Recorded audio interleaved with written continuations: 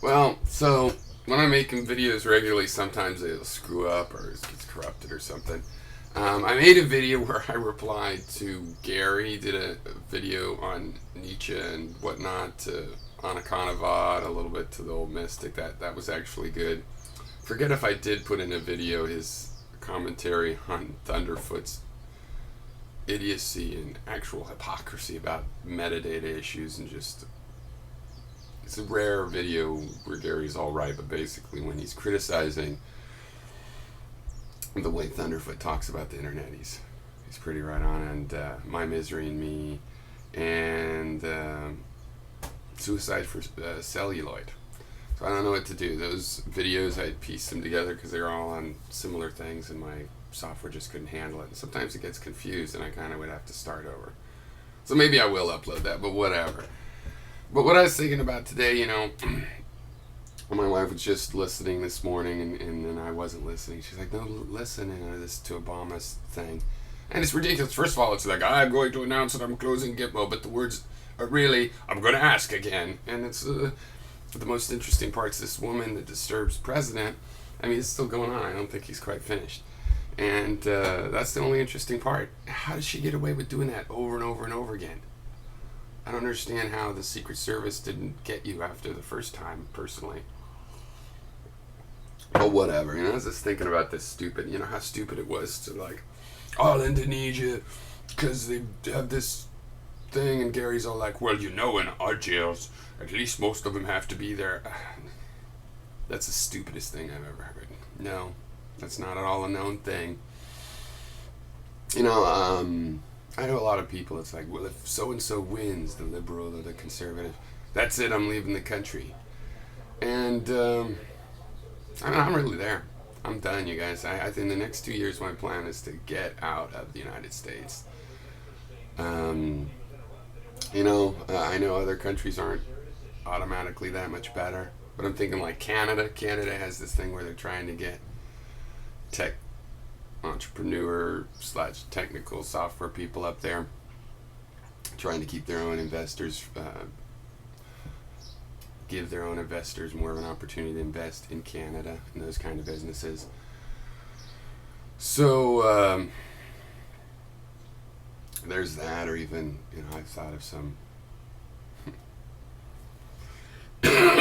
some really interesting places. I think I'll keep to myself for a moment, but just because compared to Indonesia, putting tourists and your own people in jail, I mean, I'm sorry. I mean, in Guatemala, trying to decide whether or not a former leader is a war criminal and a human rights villain.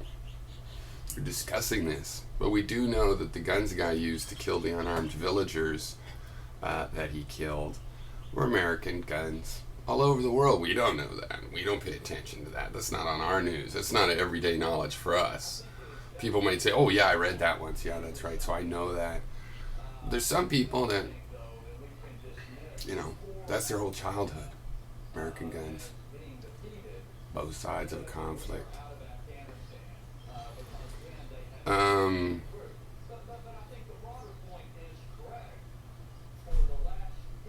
I don't think you can just hide away and go, I'm not a part of that. I've always been conscious. This is why I went out and protested the Iraq war in the first place, because, I did have reservations. I thought, oh, maybe there are going to be these, WMDs, but I decided it didn't look like it because of what the inspectors were saying and stuff. But the real issue is that, my taxes are going to fund out those efforts. That's all there is to it. You can't pretend you're not the worker in that machine when your money is going to do it.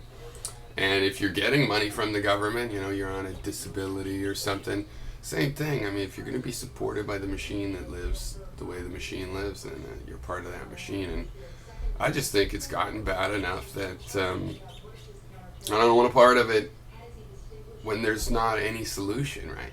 This country will have to split in two.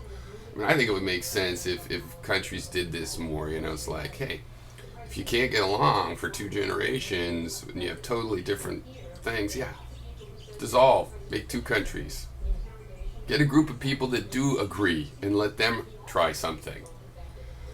Instead of having, a big group that people that disagree try to control and take the whole way to the United States. No, better that there'd be a northern United States and a southern United States.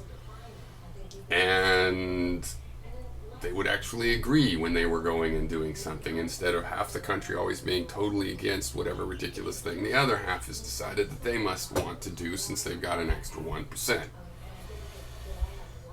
But we're cruel, you see. When we started torturing people, it was like beyond the line. It's like, oh my God, let's go back to the bad old days. This is the worst new days. Torturing people, bombing weddings and villages with robots that don't even kill the people. We're holding people in Gitmo that have not ever been charged with the crime, and we even admit some of them are fine. We're having trouble releasing them. We know the part where they ought to be released. They've been cleared for release. Just holding people. I mean, what do you guys not get? It's